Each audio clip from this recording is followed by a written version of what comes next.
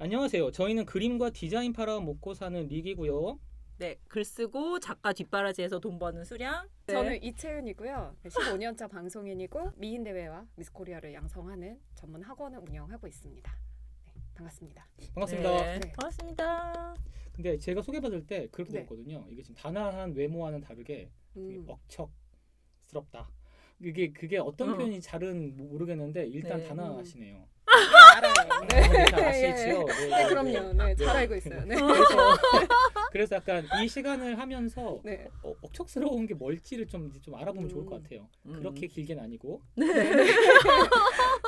저도 그 전에 옛날에 SBS 전주 그쪽에서 한 2년 동안 방송국에 잠깐 있었거든요. 아, 그러셨어요. 네. 그래서 거기 약간 리포터라든지 그다음에 카메라맨, 그다음에 프리랜서 분, 뭐 네. DJ 분들, 아나운서 분들 그런 것도 조금은 알아요. 네. 그래서 겉으로는 진짜 화려해 보이긴 하는데 사실 상당히 안정성이 없다는 거 잘 알거든요. 힘들어. 네네. 근데 이제 그것도 사실은 궁금하고 그다음에 지금 말씀하신 것처럼 아나운서만 하시는 게 아니라 엔잡러시잖아요. 네, 직업이 한 4개 정도 돼. 4개요? 네. 한번 왜 맨날 2개만 소개해? 2개? 일단 이제 고정 수입이 들어오는 게 아. 2개고요. 아나운서하고 저기 뭐야? 네, 그러니까 학원 학원 원장님만 대표- 얘기하고. 학원 대표가 이제 강사를 하면서 학원 대표를 하는 거니까 이제 묶어서 뭐 따로 굳이 하자면 학원 대표와 강사를 뭐 외부에서도 하니까 굳이 나누자면 이제 뭐 3개가 될 수도 있고 그 다음에 제가 방송사랑 이런 데서 조금씩 전문 작가님이 계셔서 좀 그렇지만 저도 작가를 조금씩 하고 있어요. 아. 네, 그러니까 그 전에 사실 책도 이제 제가 네네네네네네. 이번 책이 3번째 책이고 그 외에도 이제 작가 일을 조금씩 이제 아르바이트 삼아 조금씩 하고 있고 그 다음에 기자랑 칼럼니스트를 또 같이 하고 있어요. 네, 그래서 이제 크게 묶으면 4개, 좀 나누면 한 5개. 네, 또 파이프라인이 많으시구나. 네, 뭐 거기다 이제 가끔 광고 모델 이런 걸로 이제 아 진짜 아르바이트 모델까지 하고 있어? 모델은 그래도 한 10년 정도 했죠. 근데 이렇게 비중 있는 역할은 아니어서 잠깐 네. 스치는 역할, 공익 광고 이런데 저도 저를 잘 못 알아보지만 가끔 이제 조금 돈이 필요한데 이럴 때 이제 한 번씩 가서 하는 직업이 참 많죠. 네. 대단하다. 그런데 그러면 제가 궁금한 게 다른 아나운서분들도 이렇게 직업이 많으신 거예요? 요즘은 많아요. 네, 저보다 더 많은 경우도 있고 좀 많이 하는 게 쇼핑몰. 네. 쇼핑몰. 네, 그런 것도 하고 아니면은 아예 전혀 다른 분야인데 방송 일을 하면서 IT 업계에서 일을 하는 친구들도 있고. IT 업계? 네. 뭐 자기 전공을 살려서 하는 거죠. 아니면 방송을 하면서 저 같은 경우도 이제 강사를 하게 된 게 전공하고 상관없이 제가 교육 프로그램을 오랫동안 진행하면서 진행을 하려면 공부를 해야 되잖아요. 그렇죠. 근데 공부한 거 그냥 썩혀두기가 너무 아까운 거예요. 그래서 관련 자격증을 좀 땄거든요. 그러다가 이제 강사의 길로 간 건데 그런 식으로 방송을 하면서 공부를 하다가 전혀 다른 분야지만 이쪽 일도 해보는 친구들도 있고 자영업하는 분들도 있고 네, 굉장히 다양해요. 이제 방금 말씀하신 것처럼 어떤 방송 프로그램이 있을 때만 들어가는 거는 프리랜서 아나운서분들인데 네.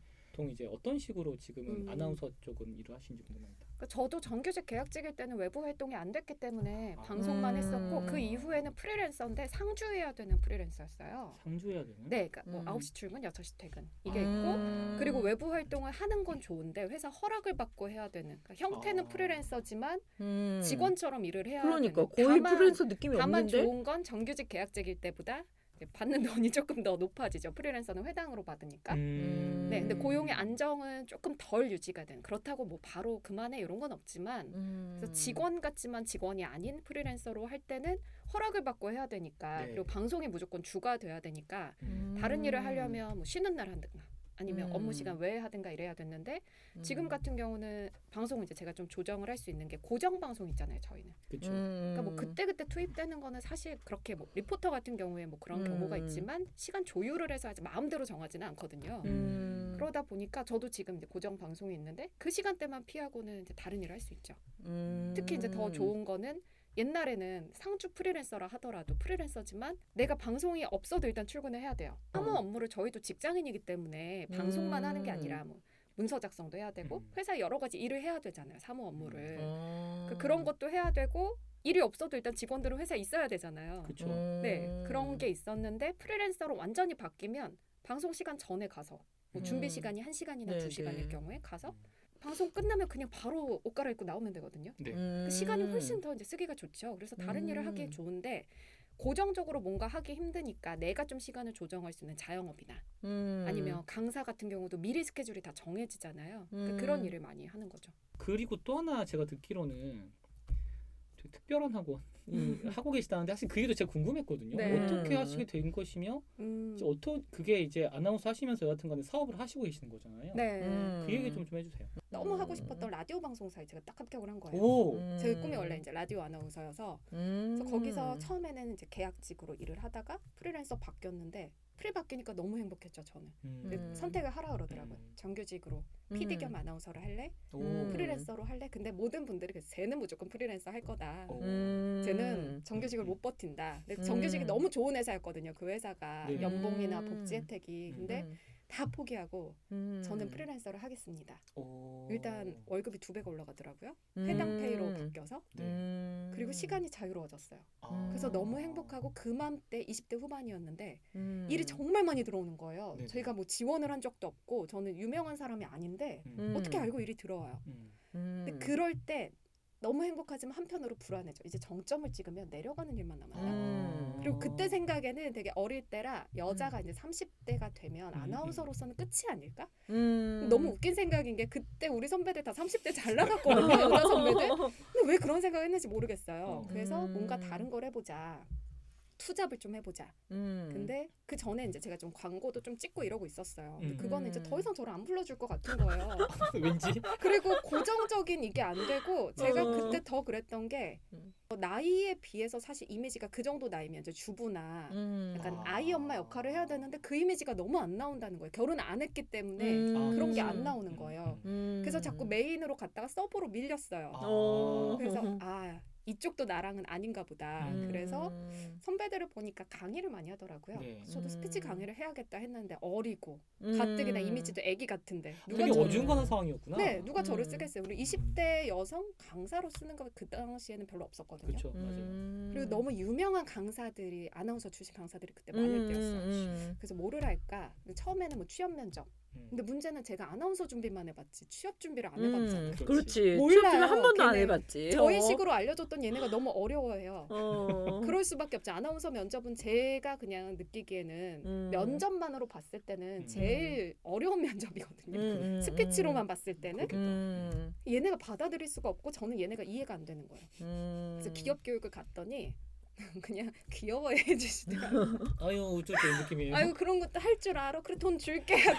뭐야 이거. 근데 2번, 3번 안 부르는 그렇지. 거예요. 그렇지. 대학교를 갈까? 근데 대학생들은 저랑 비슷한 또래가 또 있어요. 근데 이것도 저것도 안 되잖아요. 근데 아나운서를 가르치기엔 너무 제가 경력이 짧고 사실 부끄러운 얘기지만 제가 아나운싱 실력이 좋지는 않기 때문에 그래서 어떻게 할까 하다가 그냥 적어봤어요. 내가 할 수 있는 게 뭘까? 쭉 적었는데 대학원 다닐 때 그냥 경험 삼아 정말 발만 담갔던 미인 대회에 나갔던 적이 있거든요. 네.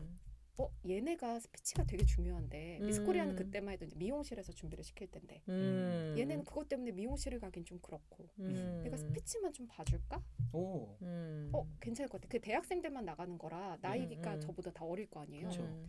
블로그에 아무것도 없을 때 아이디만 있을 때 올렸는데 연락이 왔어요.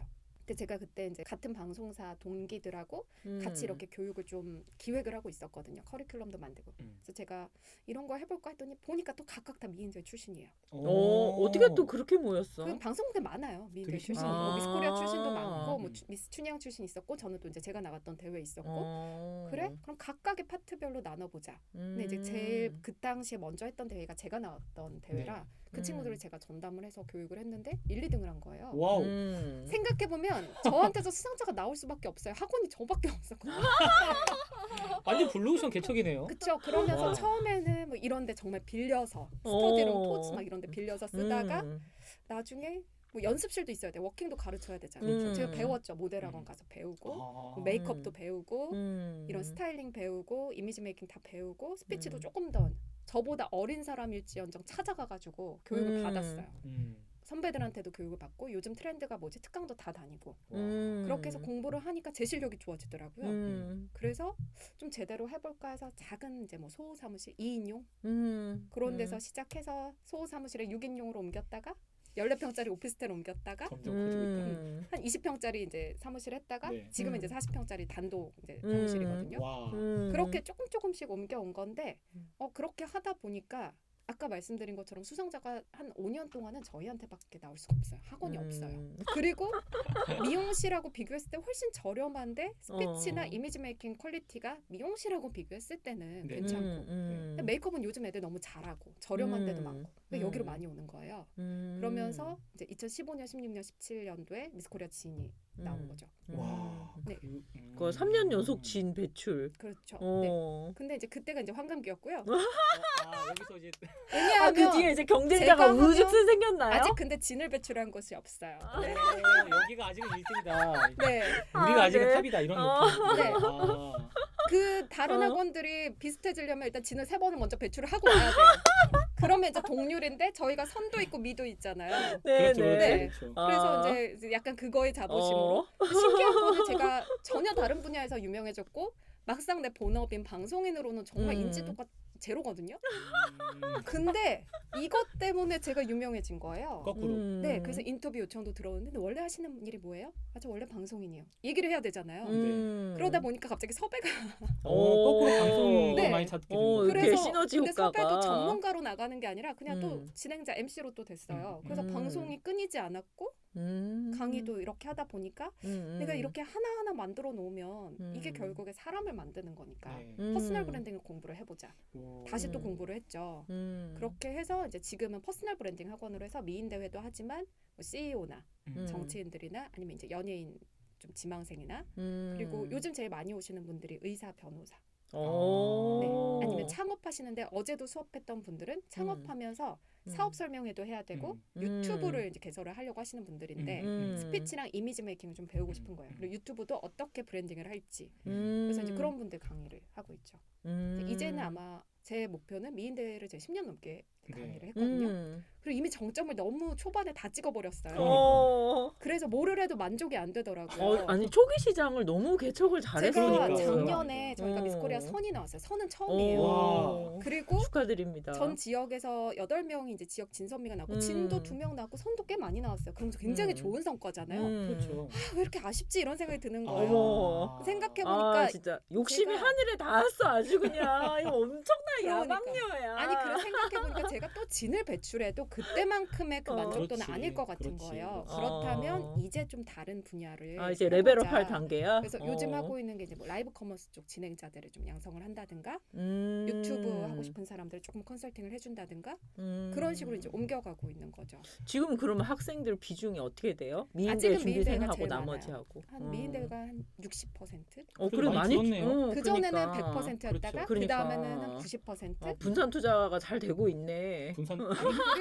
이 사람은 투자로 아무튼 아니, 근데 그거는 저의 그런 건 아니고요. 그게 이제 네네. 안 와요. 그러다 보니까 나도 어느 정도 그 기본적인 이런 거 네네. 맞춰야 되잖아요. 유지를 네네. 하려면. 그러니까 그렇죠. 이제 다른 분야를 계속 시도를 해보는 거죠. 그럼 이제 어. 그쪽에서 오니까 그러면 이제 비중을 좀 이렇게 해볼까? 이렇게 이제 바뀌는 거죠. 네. 그러니까 저는 채은님 알기 전에는 미인대회도 학원이 있다는 사실 자체를 몰랐어. 되게 많이 근데 물어보세요. 이런 것도 학원이 네. 있구나. 그리고 자꾸 예전 미용실을 생각하세요. 그렇죠. 맞아요. 네, 저희는 이제 그 미용실에서도 요즘 준비를 하는 게 있어요. 뭐 이미지 메이킹 같은 거, 메이크업이나 의상은 당연히 그분들이 전문가죠. 그래서 요즘은 저는 협업을 해요, 그분들하고. 근데 그분들 입장에서 예전보다 신경을 덜 써도 되고 비용을 적게 받아도 되니까 많이 받을 수 있고. 저는 그분들이 그런 메이크업이나 예쁘게 하는 거 책임져 주시니까 나머지 부분만 제가 하면 되고. 좀 협업 체계로 많이 가고 있어요. 이게 되게 제가 얘기를 쭉 들으면서 제가 되게 공감할 수밖에 없는 몇 개 포인트가 있는데 일단 첫 번째가 일단 자기 파악부터 먼저 되게 정말 잘하시는 것 같아요. 그러니까 이게 자기 객관화라고 부를 수도 있는데 저도 처음에 대학교 졸업하고 나서 그다음에 방송국 갔다가 약간 이 길은 내 길이 아니구나라고 생각한 다음에 저도 한 2주간 약간 방콕하면서 페이처럼 살면서 그냥 이러다가 조용히 묻히는 게 아닐까 생각한 적이 있는데 근데 그때 저도 맨 처음 했던 게 뭐냐면 이거는 다른 인터뷰에서 했던 얘기인데 여기 A4 용지에다가 줄을 쭉 긋고 내가 잘하는 거 못하는 거. 그렇죠. 할 수 있는 거 그리고 맞아요. 할 수 좋아하는 있는 거, 것과 할 좋아하는 수 거. 있는 거 이것도 다르거든요. 그런 거에를 쭉 적고요. 방금 말씀하신 것처럼 보통은 내가 하고 싶은 걸 출발하는데 그거 아니고 맨 처음에 뭐냐면 사람들이 필요로 하는 거 먼저 쫙. 오케이. 그 다음에 내가 할 수 있는 거를 딱 그리고요. 그리고 찾고 마지막으로 내가 하고 싶은 거를 전부 하거든요. 좀 그렇게 세 가지 찾는데 적는 그게 되게 좋았어요. 그래서 제가 가장 오래 커리했던 게 그 온라인 게임 디자이너였거든요. 게임 기획자였는데 만드는 사람. 근데 게임은 제가 좋아해서 한 게 아니에요. 그러니까 좋아하지. 근데 다른 남자들에 비하면 거의 안 했어. 그런데 하는 거 되게 간단했어. 그냥 내가 그림 그리고 디자인하는 거는 이거는 내가 개인적으로 해야겠다 생각했고 그 다음으로 잘할 수 있는 걸 찾다가 뭔가 일을 꾸미고 기획하는 거 제가 좋아하는 것 같아. 방송에서 그런 거 되게 좋아했고 아이디어 내고 그 다음에 두 번째로 제가 저기 일본어를 할 수 있어가지고 일본어 살릴 수 있으면 좋을 것 같아. 게임에서는 사실 일본어가 굉장히 그때 당시에는 약간 그런 게 맞죠. 한국 게임을 일본에 파는 게 있었으니까 지금은 중국이지만 그 다음에 마지막으로 그런데 내가 하고 싶어야 되잖아요. 그냥 일 말고 난 그냥 해서는 절대 못 가겠고 좀 재밌는 일 없을까 하다가 그럼 게임이 재밌지 않을까? 라고 생각해가지고 준비해서 했는데 그게 덜컥 돼가지고 그 뒤로 7년 쭉 게임 회사 커리어 쌓은 거거든요. 이거 팁 나오네. 뭔가 결정의 순간에는 반드시 이거 적어야 되는군요. A4를 굉장히 중요해요. 저는 한 4번 5번을 몇 년 주기로 제가 보니까 한 5년에 한 번씩 되게 심한 그런 걸 좀 느끼더라고요. 번아웃 증후군처럼. 네. 그때마다 그래? 그러면 내가 새로운 걸 한번 해보자. 근데 너무 부담되지 않는 선에서 투자를 최소화, 취미처럼 시작을 해서 괜찮으면 일까지 연결해보자 해서 적어보는데 또 바뀌어요 그게. 맞아요. 기본적인 건 맞아요. 비슷해요. 맞아요. 근데 거기서 조금씩 시대의 흐름에 따라서도 바뀌고 내가 이만큼 경험을 했으니까 또 그렇죠. 내가 또 성장했고. 네. 근데 중요한 건 다 뭐 아나운서 지망생들 이제 저한테 찾아오면 왜 아나운서가 되고 싶나요? 물어보면 저는 뭐 말하는 걸 좋아하고 사람들한테 관심 받는 걸 좋아해요. 저는 그래서를 항상 물어보거든요. 왜냐하면 좋아하는 거는 누구나 뭐 관심 받는 거 좋아하는 사람 너무 많고요. 맞아. 말하는 거 좋아하는 사람 너무 많고 그게 인스타 관종이 될 수도 있는 거고 유튜버가 될 수도 있는데 왜 굳이 아나운서? 그럼 우리가 왜 뽑아야 돼가 중요하잖아요. 그렇죠. 좋아한다고 해서 잘할 수 있는 건 아니거든요. 맞아요. 좋아하는 것과 잘하는 게 일치하는 지점이 있어야 되고 문제는 내가 좋아하고 내가 잘하는데 그거에 대한 수요도 있어야 돼요.